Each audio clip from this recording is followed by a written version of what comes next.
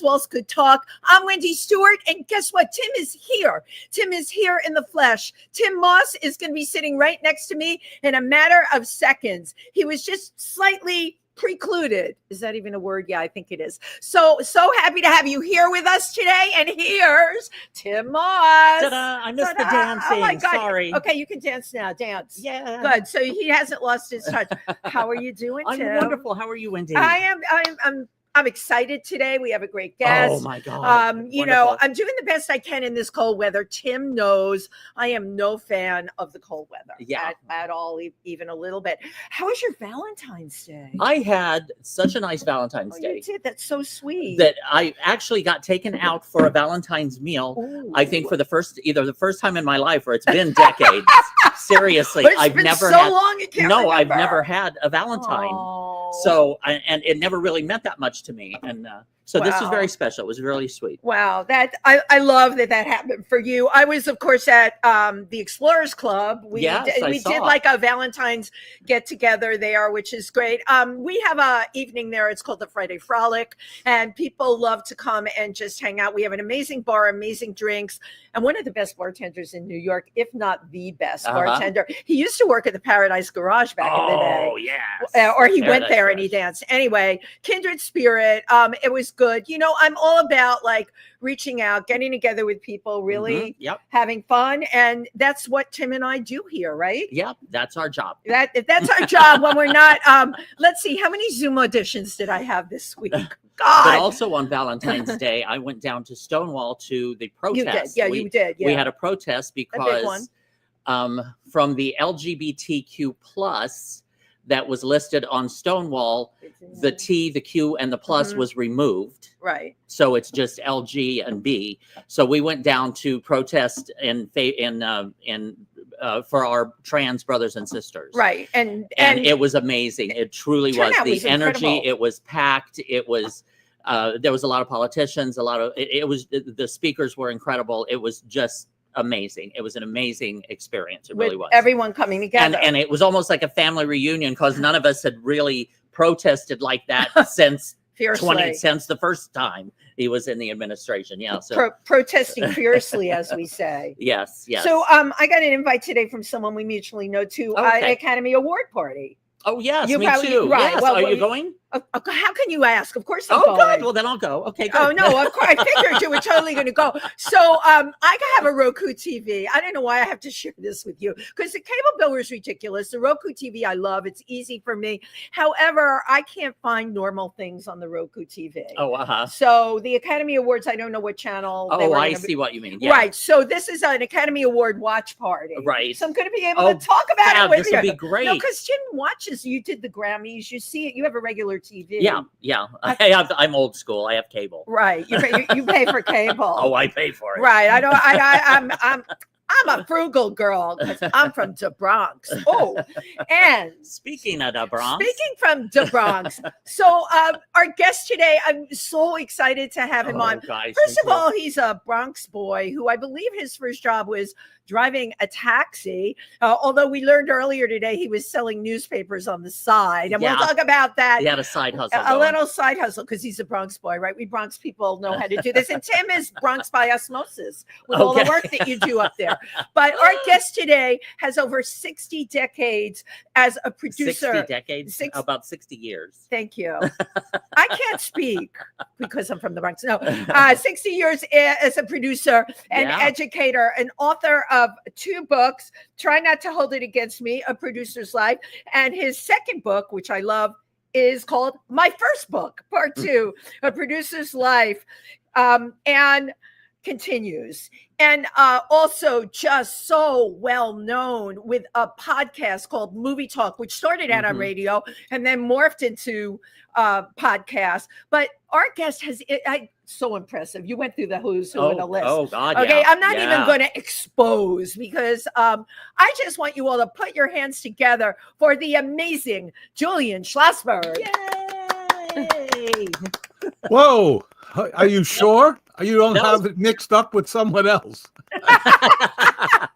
That was a round of applause. That was a round of applause. And I loved your dance, Tim. That was I really. It would thank you for noticing Tim was solo because he came on after and he got to do the dance, but he did solo dance. And you know what? I think it totally worked. But Julian, Wendy, the whole story is this. You're a Bronx girl. What could I want more? Who could I ask for? What could I want more than that? Right. Bronx girl. Because we're the real deal. It's interesting to me because places like the Bronx right now are harder to make it out of. There was a time, and we know who a lot of the famous Bronx people are. Look what you did. Ralph Lauren, right? Ralph Lipschitz. Woody Allen came from Bensonhurst. To make it out of a borough, there was a time when you could do that. If you had the moxie, right? You there was a woman singer named Barbara Streisand. Came out of Brooklyn. Exactly. And Robert Klein came from our borough. Robert Klein came out of the Bronx. He was from the Bronx, right? Yeah. Right. There were just so many. So well, now you two were from the same neighborhood, absolutely, right? Like the same area? He went to PS 86. I mean, we literally live 5 blocks away from each other. Oh my God. Yeah, exactly. And somehow we were 2 ships that passed in the night, but finally, it took all these years, we're reunited. And you know what? I want to thank Eileen Shapiro, my PR person, and of course, Jimmy Storm. I reached out to Eileen and I said, listen, I would love to have Julian on the show. She's like, okay, I'll talk. And then to find out that my mother's best friend, Marion Merrigan, her son, Walter, was your best friend. So you they had a basement apartment. Remember, you walked down the stairs. They were right on Strong Street. That was my mother's best friend. You and I were on the block. Oh my God, we were on the block at the same time. Without Jenny. Right. Yeah. Oh, I love you. That was great. Jenny. That was a really great comeback. All right. You have done so much in the film industry, Bronx boy. So when all the kids were playing stickball, you were reading Variety? Well, I was playing stickball and reading Variety. Not at the same time, even though some of my partners may have thought I might well do it just that. But no, I bought Variety. I couldn't believe that there was a newspaper. I'm about 9-10 years old. That was nothing but news about show business. And I was totally struck by it. I brought it home and my mother said, never bring that newspaper into my house again. What? Yeah. I mean, I guess it was the closest thing in her head to porno. Yeah, I was going to say. Right. I want you to be a lawyer, a doctor, dentist, accountant, but not that business. So not that show as in most worlds of teenagers and younger, you often rebel against what you're being told. Exactly. So of course I bought Variety, but was intelligent enough not to bring it home. Yeah, that's funny because most kids have to sneak in their pornos. Right, you had to sneak in Variety magazine. No, I didn't sneak it in, Tim. My mother was too good of a bloodhound. Oh, okay. You knew better. She would have found it. What was it about that world that attracted you so much? Yeah. What was the draw? Unlike many of your listeners, I grew up with radio. And what radio did for a young man was to stimulate your imagination. Exactly. You couldn't possibly you were on the range with the Lone Ranger. You're walking down the steps to Jack Benny's vault, and in your head you're imagining these incredible things. So I was lucky enough to start with that. But then Wendy and Tim, when television came in, can you imagine you're a young kid and you don't have to leave your house to watch a movie or a baseball game or a variety show, and I could see them. And you're watching the Lone Ranger on the range, Yeah. And of course, you could not become a couch potato because you had to get up to change the channel. There were no remotes. No, that's so true. There were no remotes then. Really, the children were the remote control. You were the remote, exactly. The brightness, the contrast, taking those TV ears and moving them around to get a signal. Right, and the black and white television with the ears. It seemed no matter what they did, we would still get fuzzy pictures. I don't know about how it was in Indiana, but you could play with those ears till you were Blue in Oh, the back home in Indiana, it was the same thing, I'm sure. Yeah, exactly. Yeah. Right. No, so I mean, so to have that as a beginning, to have the luck of having only radio for your imagination and then television, what a beginning. So I was totally enamored of both everything on radio and television. And I would get up on a Sunday, the New York Times would come, and they would list in the television section the highlights of every week, the whole week. And my job, no one gave it to me, no one paid me for it. I had a legal size pad, and I would see what channel had the best highlights for the week. Wow. And so, in New York, unlike a lot of the country, we had channel 2, 4, 5, 7, 9, 11, and 13. 7 channels. I had the same channels that Julian had. Those were my channels. You only had 4? Yeah, and by the way, Tim, 4 is a lot because most towns and cities had 3. Exactly. Just had CBS, ABC, and NBC network. Yeah, we had an independent channel 4 out of Indy. And that was unusual. That was Indianapolis, probably, right? Yep. Yeah. So what happened was I found out that this show called TBA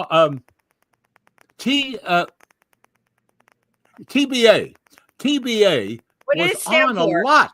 It was on a lot. I never heard of a show called TBA until I finally realized it meant to be announced. Yeah. I kept thinking, boy, everybody's playing TBA this week. Yeah. I mean, oh my God, that's hysterical. When you said that, I'm like, what does it stand for? That's hilarious. But I love how, again, you grew up with the radio, which again, like you said, stimulates the imagination because it's in your mind that you see these things, and they would create that image through audio. But then as television evolved, now you've got the visual along with the audio, right? And yeah, I loved how the progression, right. And then moving into the movies, right? Yeah, but in a peculiar way, and I don't mean to sound this. I'm a very positive human being, but in a peculiar way, it took away a lot by showing. But you didn't have to imagine; it was right there. You were being spoon-fed, and that changed a lot. So your stimulation of your imagination had to decrease basically because you're seeing it, Exactly. And so I feel very fortunate that I had that as a beginning. I think also, though, Julian, the times that you were coming up in completely supported that. If you fast forward to now, the kids that are coming up now, they've only been fed. You're talking about a couple of channels. They're fed like unlimited image, right? On the internet. And and I'm telling you, it changes. Their brains are different. It's awful. Wiring. And as you said, for my so-called 60-decade career,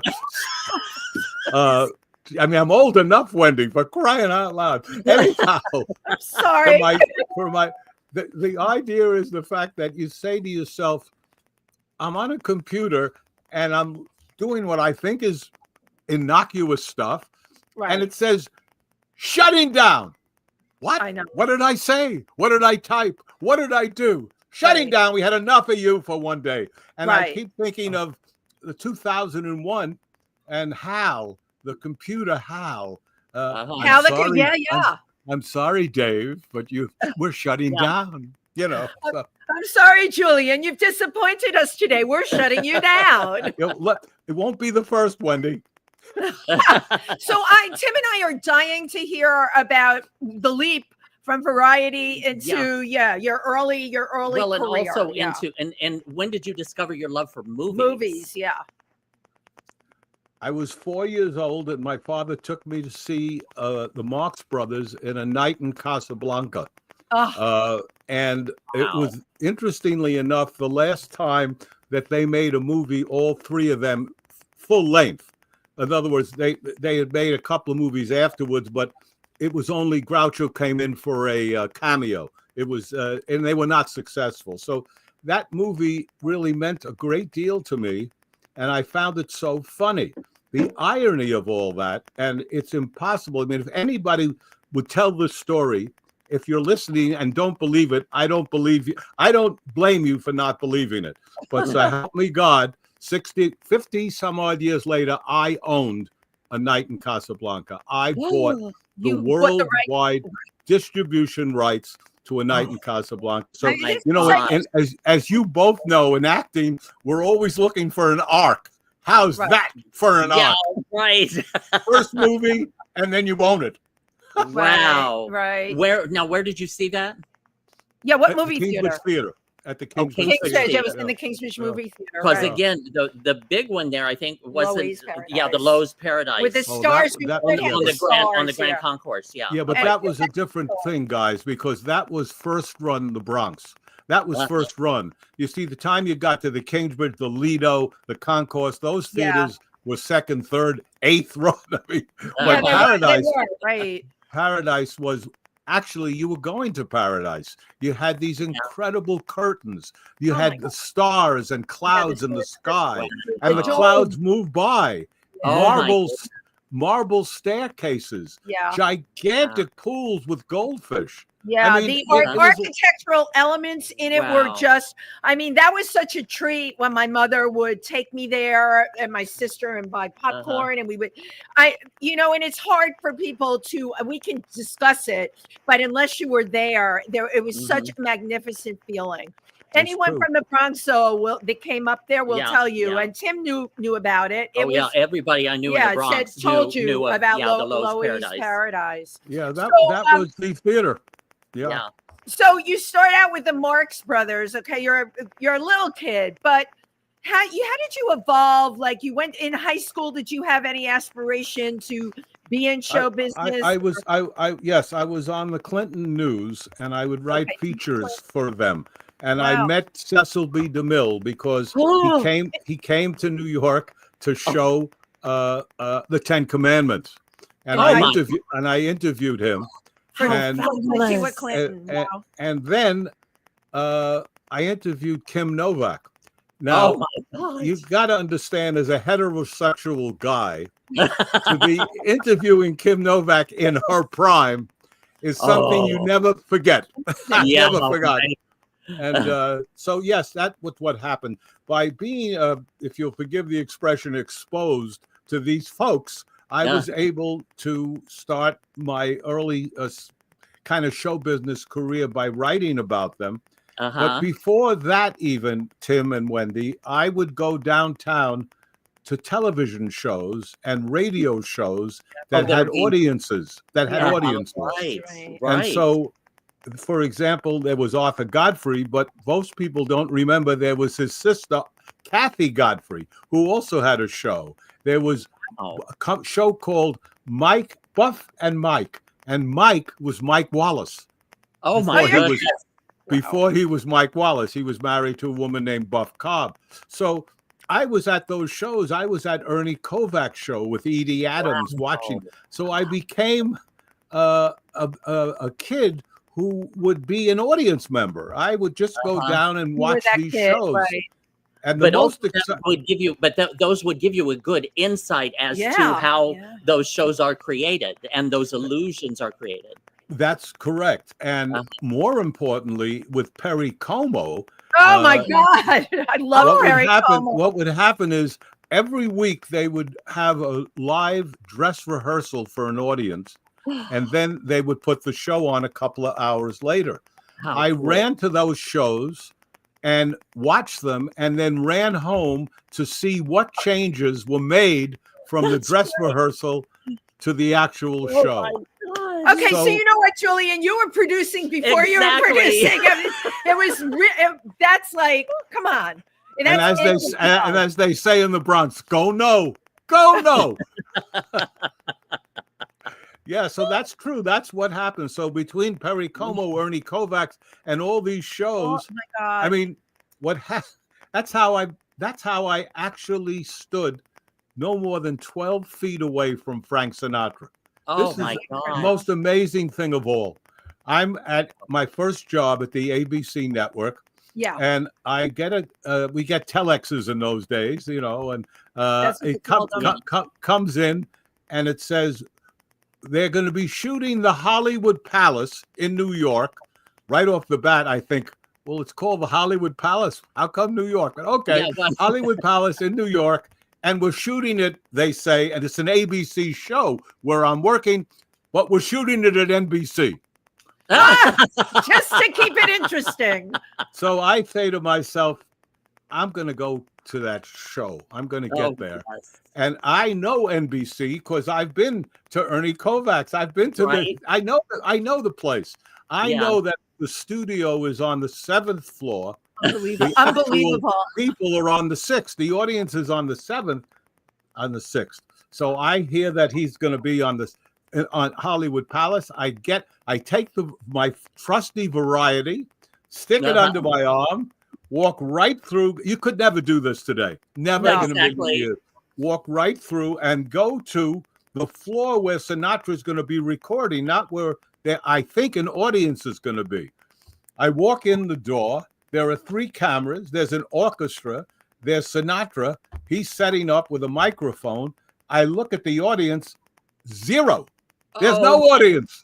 God. And I stand next to this camera and watch him sing 3 or 4 songs. Nobody said, "Who are you? What do you want? Why are you here?" Nothing. And I'm sitting in there, and I would say that's as high as I've ever been without a drug. Wow. You know? But since I never did a drug, I know that's as high as I've ever been. Well, I think a lot of people, whether they did drugs or not, to be that close and have to experience that. Again, you're talking about a time in history that will never be repeated again. We're a whole different world. Because the thing is that it was evolving, it was changing, and they were creating. They were creating the industry at that time. And that's true. And also, we weren't crazy. We weren't afraid of crazy people as much as we have every reason to be now. So, I mean, I could never have gotten into the elevator at NBC. Never. Forget about going to the floor. Yeah. Forget about standing next to the camera and moving when he moved. No. So it was yes, I guess you could say I was starstruck, but because I was. Yeah. I could imagine. But I think, as we talk, it was your starstruck that is taking you all the way to now. Yeah, absolutely. I mean, the amount of people that you have dealt with, managed, and produced, it's like, I don't know. I mean, we've had a lot of different people on this show, and I'm not saying we know everything, but when I looked at the names, it's my God. Talk about the name people. You've met them all, and if it wasn't enough that you met them before, then you come up with your radio podcast, and you take from the radio, and now you have your podcast on YouTube, Movie Talk. You know what? It's in your blood. You've done this your entire life, which is really quite incredible. What is it about you that makes you so easy for people to talk to? We're talking about people with egos. How do you do it? I do it because I'm really interested in them. It's not artifice. In a business of a lot of artifice, I mean, it's called show business. So right off the bat, we're not kidding about it. It's a business, a show. I'm truly interested. I have had not one person on my new podcast that I didn't want to speak to. I don't have to speak to any of them. I can speak. I don't have to put anybody on the air. When I was on the radio, I was on from 8 to midnight. So you have 4 hours. You got to sometimes compromise because you got a lot of hours to fill. That's a lot of hours to fill. That's a lot, and especially in prime time. But I was lucky enough on that radio show to have Bob Hope and George Burns and Jack Nicholson and John Huston and Betty Davis. I mean, I would sit there agog. I mean, I couldn't believe that they were across from me. Wow. And I was thrilled to know that I could hold my own because I really knew about their careers. As I do now, 50 years later. I started in 1974 interviewing people, and since then I've done probably over 1,000 interviews. Well, why don't we take a quick look at one of the videos? Yeah, we have 2 videos. Yeah, we've got 2 videos. Can I watch 2? Am I allowed? Feel free. Join us. Welcome. My name is Julian Schlossberg, and the name of our show is Movie Talk. And each week we'll be talking to some of the men and women who work in motion pictures, theater, and television.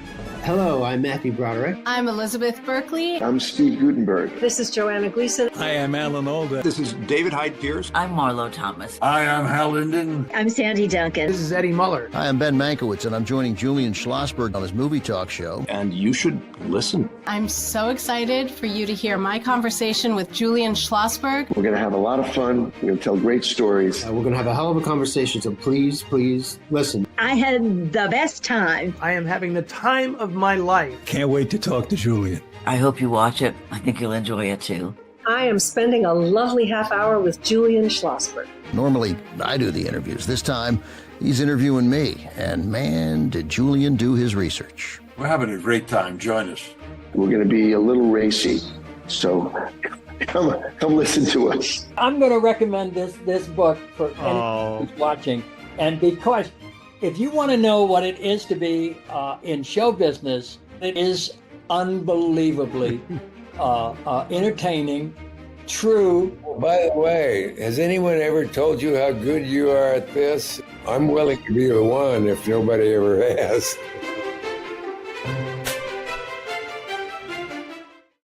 Oh my God, Julian, that's amazing. And they love you. They just absolutely that's what comes across from there. It's not just, giving compliments. We know people give lip service. The genuine warmth and heart towards you is there, and that's really something. Well, if I wasn't married, Wendy. But thank you. So I want to jump back because the early stages of your career, you started out at ABC. At what point did you go to Paramount? Well, between ABC and Paramount, the first job I had after ABC was at a company called Walter Reed. Nothing to do with the hospital. Theater. They own theaters all over the country. Right. But I started out in television with them. They had wonderful movies. They had movies that were the kind of films the three of us love, that most of the country can't handle. I like Nicholson's line, "You can't handle the truth." Well, they couldn't handle these movies, but they were Laurence Olivier's Hamlet, The Red Shoes, Saturday Night, Sunday Morning, The Mark, David and Lisa. These were great movies. Oh my God, and I would sell them all over the country. But my job, because I was about 24 or 25, I would have all of Missouri. This is for Tim, but I didn't have St. Louis. I'd have all of Indiana, but they wouldn't give me Indianapolis. Okay. The only time they gave me a couple of states was North Dakota and South Dakota. Yes. But by and large, I got the smallest stations in the country because I was a kid and I had never done it before. But it was fascinating to travel the country and learn the difference between New York and LA is a big country. And as a young man, to see that this was a country that when I said to a program director, I have David and Lisa, which had been called one of the top films by Time magazine in 1962. And the program director said, "I can't play a sex film." Now, David and Lisa was about two handicapped children who fell in love. They were mentally challenged and they fell in love. That's exactly right. And there's no question that the program directors of many of these towns had no idea what these films were. But I was a zealot. I said, if I can sell these movies, I will upgrade the television in this market. And so I really was almost in a crazed mood to put this movies on TV because they had never played theatrically. They were too busy. Oh, sorry. Something I said? No, it was the censors. It's the wonderful world of podcasting, Julian. Oh, yes. Well, at least it didn't say shutting down. Thank you. I know you totally get it. Oh my God. So here you were. The answer was that I tried going all over the country. And meeting all kinds of people that you would have never met before, even if you That's worked right. in New York or LA. Look at, you were all the places in between. And that was a very important thing for Yeah. Wendy and Tim, as you could imagine. Tim has the advantage of coming from Indianapolis, so he understands. But most of us, Wendy, unless we had that ability or luck to get around the country, it was great to learn and also be frightened because this will interest you besides the lack of intelligence. Okay, that was obvious, but what really whoa, Julian. But what really frightened me was the fact that in these towns, which, by the way, if it's Fargo, North Dakota, or Pembina, South Dakota, or any of these towns, the television station was a multi-million-dollar corporation because the tower to be able to broadcast cost a fortune. And what frightened me was that the people in that town, sometimes a man, owned the television station, the radio station, and the newspaper. Yeah. Right. That's pretty frightening when you think about the fact that the people's minds, what they're seeing, are pretty much controlled by these people. And that in itself was a very frightening thing to discover. Interesting. It explains a lot of things now, doesn't it? Well, it Just explains. saying. It does explain a lot. Yeah. Right. I also, you'd be interested to know this if you don't, that the lower the channel number, the more power you have. So channel 2, channel 4 are the real power. And when you hear about channel 55 or 43, that's called UHF, ultra high frequency. Yeah, But and they were all- VHF. And, So yeah. channel 2 to 13 are the real power. And the Wow. higher you got, the lower the contour, the frequency to be able to broadcast. So children, that'll be on the final, and I'll be testing. Right. Oh, I remember you also have taught. that's So right. yeah, Yes. it's like, but that is absolutely fascinating. I had no idea about that. So how did that prepare you for your next move when you went to Paramount? Well, I went from being a television a salesman, so to speak. Yeah, I you went were. to being the vice president in charge of the theaters of Walter Reed, which Okay. was probably in many ways the most exciting job I ever had. Wow. Because there were 80 some odd theaters. And in New York City, we had the Astor, the Victoria, the DeMille, and built the Ziegfeld on the west side. We had the Coronet, the Baronet, the Fine Arts, the Festival, the Little Carnegie, the 34th Street East, and the Waverly down near Tompkins Square. In just in New York. And in those days, you didn't open with 1,200 prints or 1,000 prints. You opened New York, one theater, maybe two. If you had something like The Great White Hope with James Earl Jones and Jane Alexander, you could play Broadway with a rougher crowd and the East Side with a more sophisticated crowd. So the idea that I was actually not me, but the company had this power gave me a fair amount of power because they all the studios wanted to open at the best theaters, and we had the best theaters on the East and West Side. Wow. There was our major competitor was a Cinema 5. Then they had the Cinema 1, Cinema 2, the Sutton, the Plaza, the Paris, and the Murray Hill. But they had no West Side theater. And so we had that power there. So I was wined and dined. I was sent limousines. I was all over, first class, everything. And I am so grateful to my parents because of them, I knew that never went to my head because I knew the day I left that job, these people couldn't give me a Frankfurter on mustard and sauerkraut. And your parents raised you well, and that's why they wanted you to become a doctor or a lawyer. You see? That's exactly right. So anyhow, at that point, the Walter Reed was a man, despite the man who built the hospital. This was another Walter Reed. And he built the Ziegfeld Theater on 54th in New York. That's huge. It was brand new, and etc. And we could not get arrested. We could not get a movie because the distributors did not want to play a West Side theater that big, not on Broadway.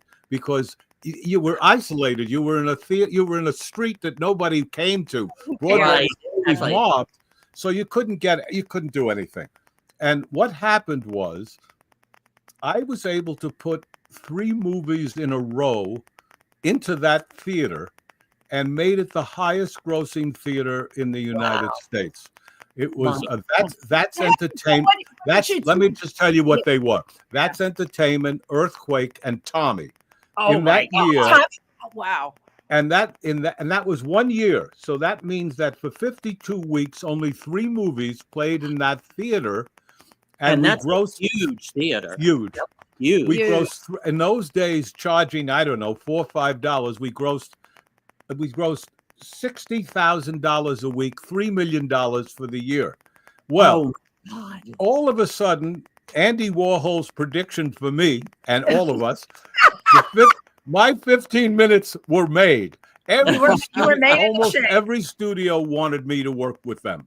And they all came after me. And the reason I chose Paramount rather than the others was that Barry Diller, who was the head of it then, said, I want you to move to LA. And I said, I can't move to LA. I don't like LA. I don't want to live in LA. He said, well, I have to be in LA 2 weeks a month and New York 2 weeks a month. Will you do the same?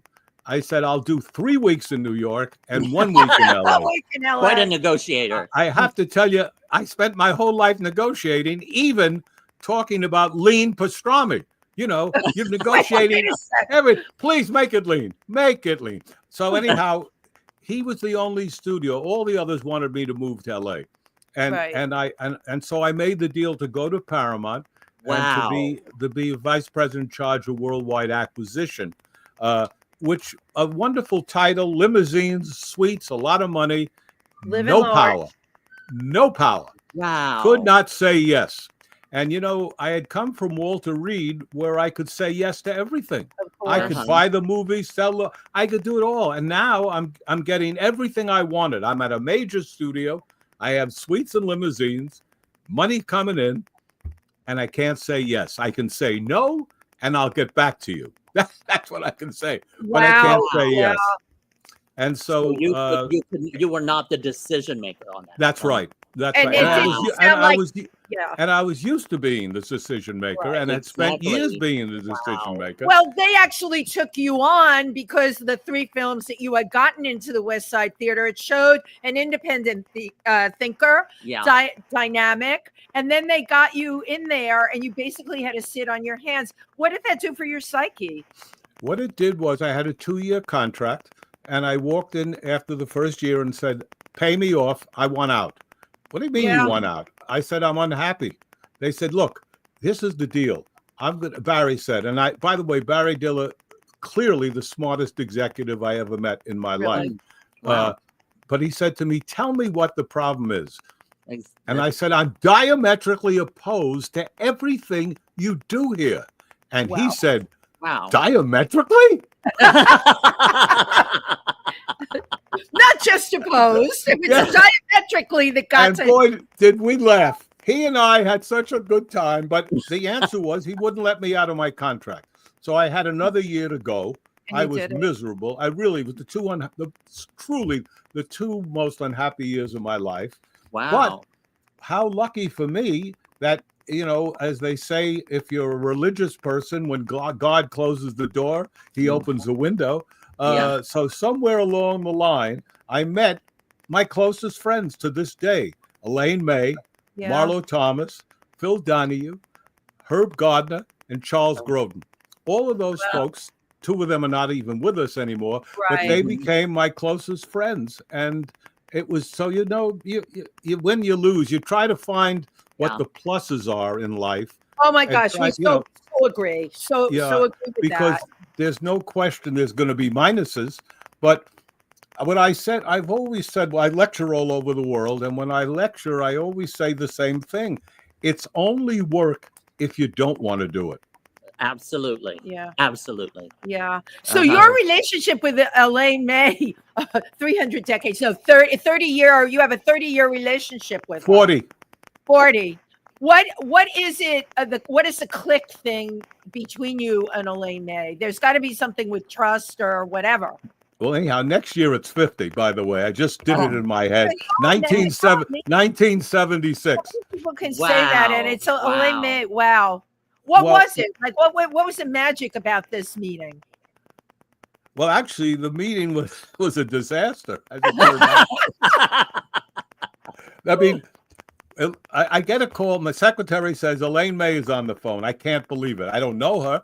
I'm at Paramount, and I say hello, and she says Warren Beatty says you're okay for a studio executive.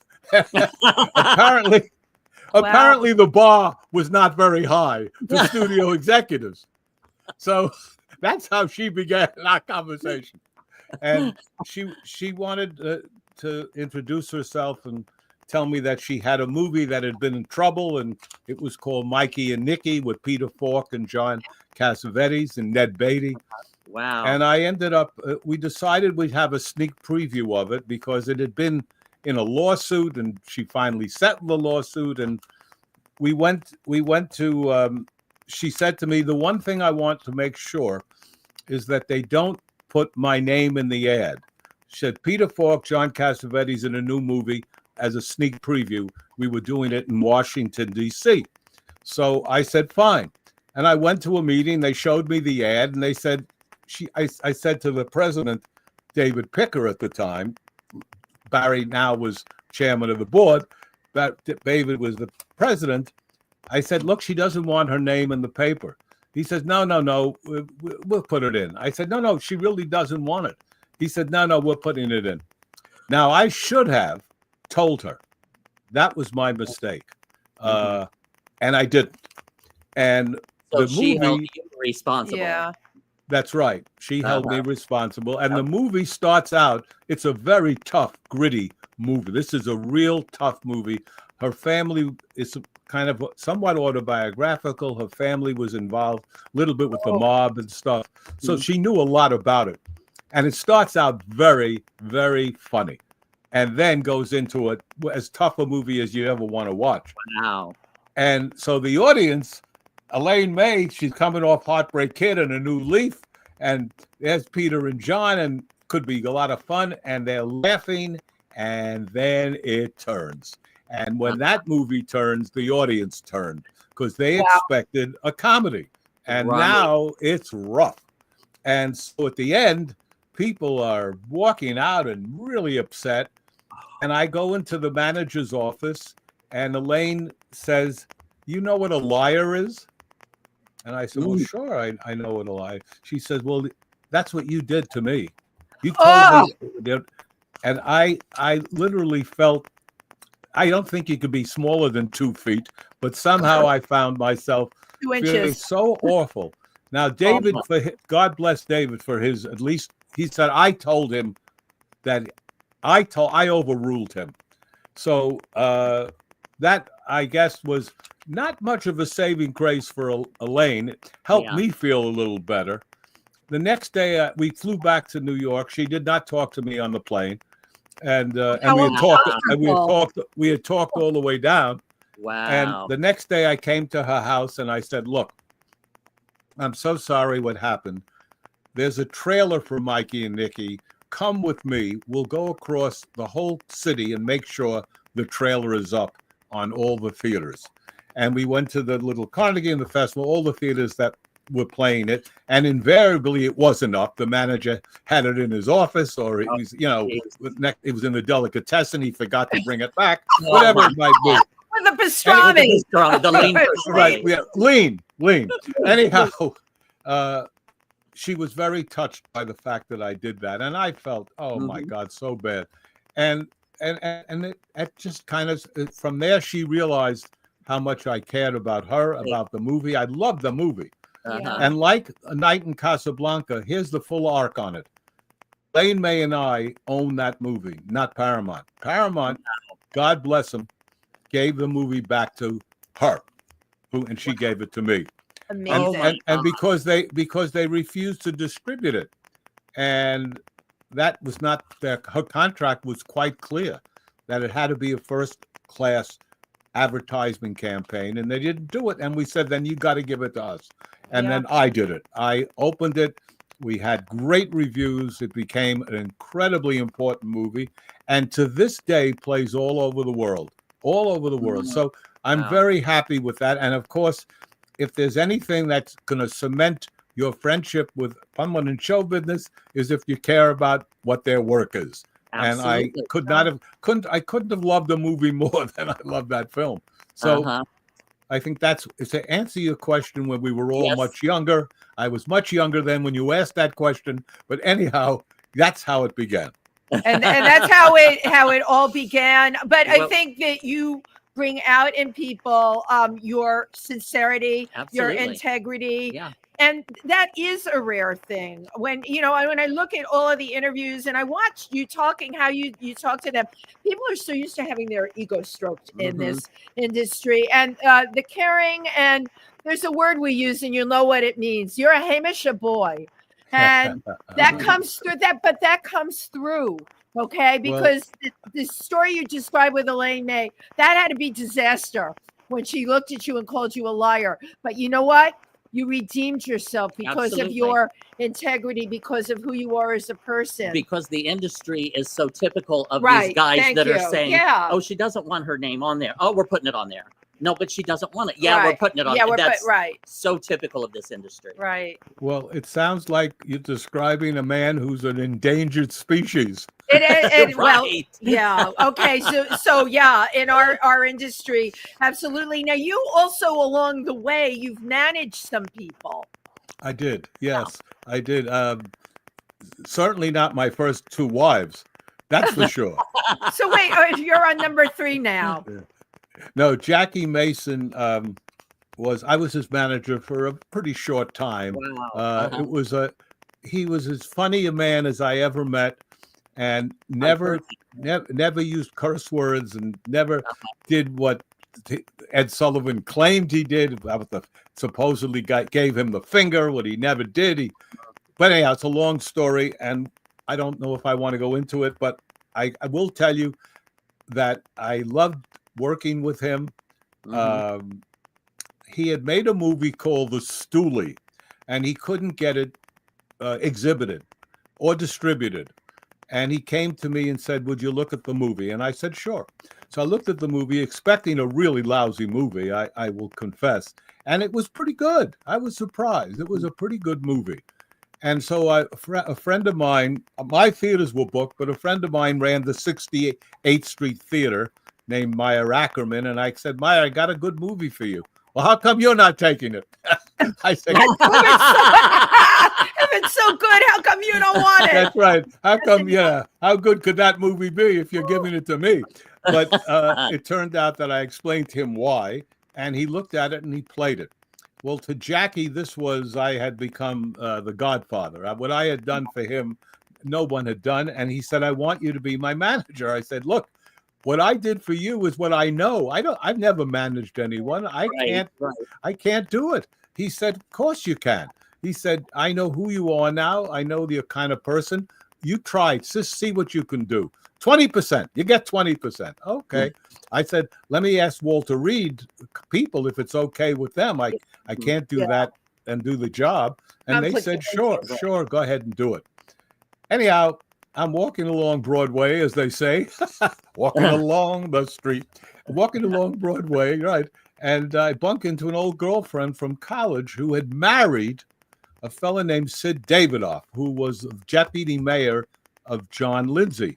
And he and Richard Aurelio, the two deputy mayors, had opened up in the Toots Shore nightclub area, their own restaurant.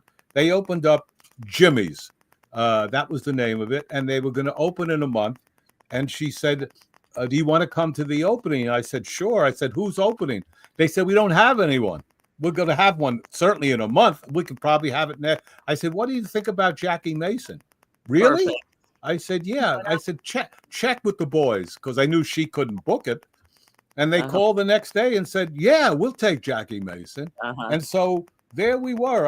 I started my career by a chance meeting on Broadway with an old girlfriend. Wow. And we put Jackie in there. and he did terrific. Another window. Yeah, another window opening. opens, yeah. Yeah, another window. So I get a call from the Catskills, a place called the Pines. I remember the Pines and the Borscht Belt. Oh my God! There you go. And so they want to play Jackie for the weekend and pay almost double what I got for the week at Jimmy's. Wow. So I am right now. I'm figuring this is it. I might even leave Walter Reed. I'm on a roll. And I called Jackie and I say, Jackie, I got the greatest news. Listen to this. We're going to be at the Pines. He said, what about Grossingers? I said, well, Grossingers doesn't want you, but I got the Pines and we're making more money. What about the Concord? I said, hey, listen. I've been to every one of those places too. Right? But what about them? Well, they're bigger. They are bigger venues. I said, listen, we've got the Pines. It's a very good hotel. It's not Grossingers in the Concord. It's maybe higher than Brown's, Raleigh, the Shanks, Paramount. I mean, we're in good shape here. He said, I don't think so. I said, Jackie, I quit. He says, you quit? How can you quit? You're making 20%. I said, all I have is my reputation. That's it. Wow. When you came to me, you said to me, put me anywhere except a dump. Don't put me in a dump. I said, absolutely. And don't put me in Florida because I can handle Miami myself. Okay. I say, fine. Now I'm at the Pines. We have a wonderful deal and you don't want to take it. He said, well, can I have a say? I said, yes, after the Pines, but not before because you gave me carte blanche and now you're taking it back. Anyhow, I quit. And so that was that. Now I have to say this for Jackie. He never held it against me. We became friends right to the end. I was going to ask, but I wasn't going to in any way compromise whatever reputation I had because that's truly when you think about it in our business, that's all you have. You know, a lawyer has a degree, a doctor has a degree, a dentist has a degree. We don't. Don't. And so what I was interested in was my reputation. And so that's what happened. So that was my managing career, I guess. Well, Julian Schlossberg, who opens windows and goes the extra mile. That's the thing. That's what you do is go the extra mile. Well, and sometimes you get your finger caught in the bottom when you close the window. And that hurts. And it hurts, you know? Exactly. But you put a Band-Aid on it and you get out there and you do it again. And off you go. And off you go. I believe we do have another video I would like to take a quick look at here of Julian Schlossberg. Uh-oh. All these plays you were viewing, all these TV specials, and all these movies and many more I produced. I'm Julian Schlossberg. You may not know what a producer is, but every project in show business has a producer. Every movie, every play, every TV show, every song. So what does a producer do? Well, a real producer finds the project, hires the director, raises the money, is involved in the casting, and in charge of the ad campaign, the publicity, and the marketing. I produced for Matthew Broderick, Mike Nichols, Elaine May, Alan Arkin, Sid Caesar, Richard Dreyfuss, Peter Falk, Woody Allen, Vanessa Redgrave, and Orson Welles. And in my book, Try Not to Hold It Against Me, A Producer's Life, I describe the pain, the frustration, and the joy of producing. Well, how did I, a taxi driver from the Bronx, wind up a producer? I grew up at a time that will never come again. As a boy, it was the radio that fueled my imagination. Then the advent of early television that so excited me. And the movies with kids' prices at 14 cents. You know, it's possible that listening to all those radio shows is what led me to hosting my own radio program for 9 years. And listening to all that music being broadcast led me to co-own a record company. And weekly trips to the movies led me to become the youngest head film buyer ever for a national theater chain. Then starting my own company, Castle Hill Productions, which became one of the largest independent film companies in the United States. And next, being hired to head the largest movie studio in the world. I also write about testifying against the Beatles, whom I loved, experiencing the paranormal with Shirley MacLaine and Betty Hill, and having strange negotiations with Al Pacino and Burt Reynolds. Sometimes it was fun, sometimes sad, but almost always memorable. I produced so far over 60 movies, plays, and TV specials, and then finally wrote this book.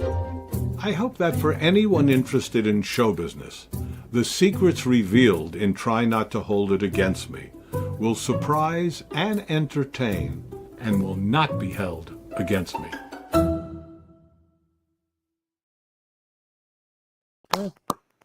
Yes. Oh my goodness. Who is that masked man? That is a great sizzle reel, by the way. It Absolutely. completely draws you in. You want more. And it really is put together well. I'm also a singer. I'm a singer and an actor and writer and producer, et cetera, et cetera. And so the music. Tell me about your music production company. Well, let's start out with my company was called Castle Hill. And people would come to me and say, "Oh, you're from the Bronx." And I say, "Yeah." And that's why you called it Castle Hill. I said, "No." They said, "Why did you call it Castle Hill?" I said, "Because Schlossberg means in German, Schloss is a castle and Berg is a hill or mountain." And I called it Castle Hill because of that. Not Castle Mountain, because I just left Paramount. They had the mountain. That was their logo. Already. You couldn't do it. And on top of that, I don't want to start with a mountain. Let me start with a hill. I'm a little guy. I'll build it. Maybe as they say in a song, gonna build a mountain, gonna build it high. I wanted to start with a hill. So that's what happened. I made a movie with Danny Goldberg. We were called the Bergs, called No Nukes. And it was with Bruce Springsteen and Tom Petty and Paul Simon and Crosby, Stills and Nash and James Taylor and Carly Simon and blah, blah, blah. And I was very proud of that movie. And he and I got along real well. And so we had lunch one day and I said, "Listen, I built Castle Hill on a lot of reissue movies. I have John Ford's Stagecoach. I have Hitchcock's Foreign Correspondent. I have Lubitsch's To Be or Not to Be. Is there something similar in the record business? Can you get an old master and reissue it?" He said, "No, in the record business, they make the master. They own the master. That's it." He said, "But I might be able to get some stars who are looking for a new record label. Would you be interested in that?" I said, "Yeah." I said, "But what are we talking about financially? And who are you talking about?" He said, "Well, I think we could get Peter, Paul, and Mary." I said, "Are you kidding? I'm in." I said, "Now, what is the money?" Now, you have to remember, I'm dealing in hundreds of thousands and millions. But to make a master, as you know, Tim, you can do it 50,000, 60,000. So the idea that I had to raise that kind of money was like a joke. Of course I can do it. And I did, and we became partners. And Danny went on to, after our company went gaflooey, he went on to head Warner Records, then Atlantic Records. Then, he was the head of a lot of record companies. But we got along great. We're still close friends. And for a few years, after we got Peter, Paul, and Mary, we got Joan Baez. Then we got Judy Collins. It was a wonderful time. I really was enjoying it, even though I would say that in the show business, the worst human beings I ever met were in the record business. I don't mean everybody in the record business, really? But by and large, they were as a group pretty bad. Next were people in movies. Next were people in television, and the best people were in theater. Of course. They were the most sophisticated. They were the most intelligent. They were the most enjoyable to spend time with. Probably the most fair also. Yeah, that's right. And I felt the most ethical of the group, and so that was kind of nice. And so all of a sudden, I found myself, after all these years in movies and television, producing in theater. Here I was, and to this day, I've done 50 plays that I produced. After everything that came before you, it's amazing because you just continue to reinvent. Yeah, you snuck in there that the music business went kaplooey on you. Did you sit home and like cry? No, you moved. No, are you kidding? First of all, it was a side thing for me. It really wasn't. It wasn't. I was side thing or not. I mean, these are all major names. We know them all. Yeah. Well, yes, and that part was nice, and to spend time with them and to work with them and to it's been it's been, I feel very blessed that I was able to have a career, and it's still going, even though I may not be running now. I may be limping along, but I'm still. But I'm telling you, you have had the most incredible life. Right. And what we've discussed here today is very, I hope you appreciate how special your life has been and the experience. I didn't, Tim, until I wrote the first book. Which when I wrote the first book, I thought, holy cow, look at this. Yeah. Because if you look at your life, and I'm sure you both can relate to this, you know there are incidents, but you don't kind of put them together unless you're looking for a job. And even when you're looking for a job, you're kind of shaping your life towards the job you're looking for. Right. Absolutely. Not necessarily the incidents that you did. You sit down and you write a book and you think, holy cow. Oh, I did that. I did that. You start putting the pieces together in order. Yeah. And one thought goes into another one, and you remember things that you had kind of put on a shelf, and it just. Oh, yeah. I mean, many of them had cobwebs on them. Those thoughts. Dusting them up. But I was going to say, how many times did you say, oh my God, I forgot about that? Well, here's the funny thing. That's how the second book happened. Yeah, that was my question. Yeah, because I thought, okay, I did it. It's done. And then I would go on shows like yours, and they would ask me questions, and I'd say, holy cow, I didn't write about George C. Scott, or I didn't write about John Cassavetes, whoever it might be. And then I'd run home and say, write about that. And then when I had this long list, I said, okay, let me try another book, and realize, here's the funniest part of both these books for me, because all of us have our egos, and I was thrilled to get wonderful reviews, and you can look them up. They're great. Okay. And I'm thrilled about it. But every reviewer, what they thought was best, you ready? He writes short chapters. I mean, wait a second. How about the content? How about the style? No. He writes short chapters. We love it, short chapters. I think to myself, well, I guess it's a backhanded compliment, but it's a compliment, so I'll take it and move on. But you know what? Think about it now in the area that you're writing in, right? We're very much oriented now towards sound bites. If you take that and you put it in a book and it's a short chapter, and you're a great storyteller. You tell the story, you move on. You tell the story, you move on. No one has any more time for anything else than that. It's true, and it's and that's another reason to be depressed. Because and not that we need another reason. Well, I wanted to ask you finally about the current state of the entertainment industry.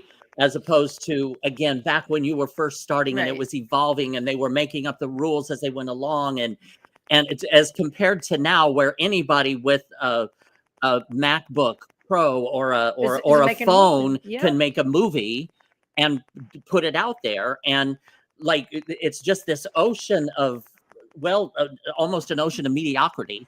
And yes, and worse than that, mediocrity being heralded at times. Yes. Oh my God, yes. That's enough to make you really say, I think I'll stay in bed today. But Julian, are there any standouts? Like, I saw The Brutalist. I loved the film. I loved the way it was crafted. Okay, and the performance. Wendy, there's always going to be standouts, but there's got to be basically it's basically television that's doing the best work now, not movies. Yeah, that's from a guy with a TV background. I completely agree. There's brilliant stuff on television. Well, the problem with the movie industry is they are specifically crafted, like, oh, I want this to be considered for an Academy Award, right? So they craft it this way. Well, it's worse than that. It's worse than that, Tim. Art. I'm sorry I interrupted. Go on. No, I'm just saying, rather than create art, just focus on the art that you want to create. But they have criteria. But they have to there's criteria that they keep want it within this box. Well, it's worse than that because they're making movies for teenage boys. By and large, that's what they're making movies for. If you look at the movies, look at them. You know, it's Iron Man 8, and it's just kind of stuff that. But you know, this is the thing. I've been doing this a long time, as we pointed out. My father knew I loved Sinatra, Tony Bennett, Ella Fitzgerald, Billie Holiday, but I also loved Little Anthony and the Imperials. You know? I also loved rock and roll, and he would say to me, "How can you like this stuff? How can you listen to this?" And I realize that it's a generational thing. Absolutely. So I'm now my father, if you will. Morphed into your father, right? And I'm thinking, how can they make this movie? This is such a crap. Iron Man 8. Yeah. So I mean, I'm not a judge, and worse than that, I'm an Academy voter. So now I have an obligation to watch these movies, and I would pay good money not to have to watch these movies. Please, let me just pay you and I'll be done with it. And if you had told me that as a kid, that you would say you don't want to watch this movie, that's all I wanted to do. So well, again, I was just going to say, you come full circle, you end up saying, I love Kramer versus Kramer. I love All the President's Men. I love movies that have something to do with the world I'm living in. That's well written, well acted, well directed, and has exactly the word substance. And I'm afraid, I mean, look, you can't say every movie is not that way. I mean, there's Conclave has been made this year, and that's kind of an interesting film, but by and large, the films I cared for, that I loved, that I played at my theaters or I distributed, are not being made. And I don't know the answer to it, but I know that since I'm, not too far away from getting the check, I'm fine with the idea that I had what I had. I enjoyed what I did. And you had it. And I'll try to continue to do write and do my podcast. That's it. And I'm making another film, cool. Documentary. I've done a few documentaries, a couple with Elaine May, and I'm doing one that I call We Remember Mike, about Mike Nichols, and it's been a wonderful experience because I've interviewed Meryl Streep and Tom Hanks and Steven Spielberg. I mean, the top people who remember Mike or worked with Mike. And so I'm keeping my hand in, but doing what I want to do, not what I'm afraid is the current rage. It doesn't interest me. Well, go ahead. I've just been wanting to say that also, like the Academy Awards, it used to be there was 4 or 5 films up for Best Picture. Right now it's 12 or something. Yeah. It was there was 5, and that was and it's gone. But so much has gone, including telephone booths. Right. Yeah. So, speaking of that, your connection to history, you're working on a 14-hour documentary, Witnesses to the 20th Century. What is it about that that's important to you? And where are you in your timeline for that piece? What interested me was watching Ken Burns's Civil War. And a beautiful production that he did, but he was having actors read letters of the people in the Civil War. And I said to my wife one night, I said, we should have something about the 20th century, about not with actors reading it, but the people who were affected by the 20th century, but also affected the 20th century. In other words, so I was able to get, I'll never understand how, 140 people to sit down and tell their story about how they were affected by, let's say, World War I, believe it or not, the depression, World War II, and of course, on we go to Vietnam and Korea, and with all the stuff that happened. And I was able to get President George H.W. Bush.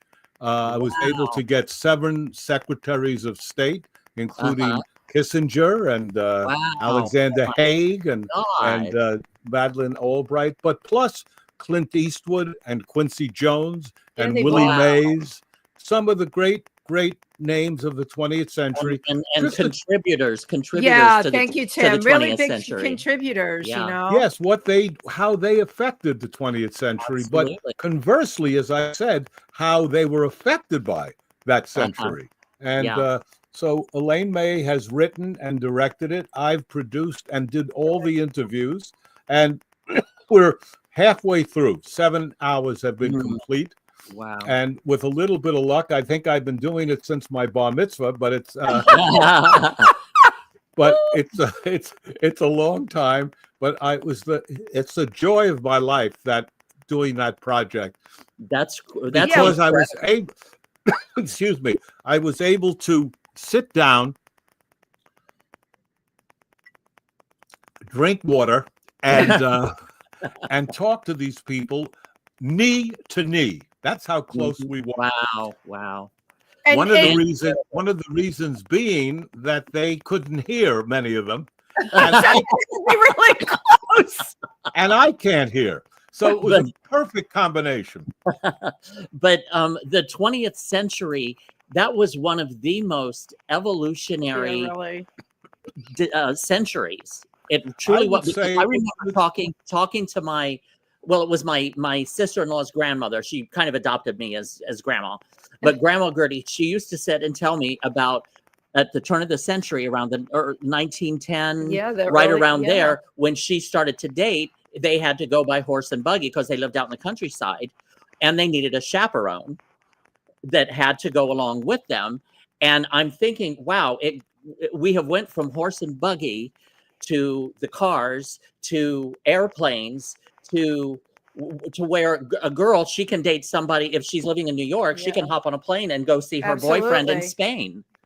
That's right. Like how it's evolved, progressed, how it evolved so fast in 1 century. Yeah, it's a pivotal time, and now the icing on the cake, of course, is AI. Oh, yeah, you're right. You throw all that in. When can we expect to see this? What do you have a projection on it? Well, it looks like the 12th of never, but we'll I don't know. You know, everything I've ever produced, I've always completed and sold. But this is a tough one. This is a tough one in a country that doesn't seem to care about history, as we know. That was gonna be something I wanted to bring up, because that's what we've seen. You're talking about the evolution, but that's what we're seeing. But that is what is so important right now, is to have documented interviews. Exactly. And any country that ignores history is doomed to fail. Yes, I mean, it's sad. It's sad. So we have to hope that things change. But that's a whole other story. Yeah, that's a whole. Believe me, that's a whole other interview. That's a whole other show. That's for our next interview. You have been an absolute delight. Tim and I were so looking forward to this conversation. Yeah. Oh, well, thank you. I feel the same about you. And you asked you look at this. I have sun hitting me. Is this a good or bad omen? Holy cow. You're in the lights. Another window just opened. Walk into the light. Holy cow, look at this. Okay, well, I got my good side. Anyhow. Julian Schlossberg, thank you so much. And now people can find out more about you at julianschlossbergproducer.com. Now, that's a mouthful. That's a mouthful. It's a lot to get out, but... But it's so worth it. It was so worth it. So worth it. Julian Schlossberg, thank you so very much. Thank you so much. Hang out after we go off, because we take a picture. Just hang out. Thank you for everything you have done and contributed to the entertainment industry in all facets for the past several decades. Thank you so much for your contribution. Six decades. 60 years. 60 years of contribution. And moving forward, there's going to be another 30. How about that? Yes. I'll take 20, but thank you. Julian Schlossberg, thank you so much. And thank you, everyone who tuned in today. We'll see you next week. Bye-bye.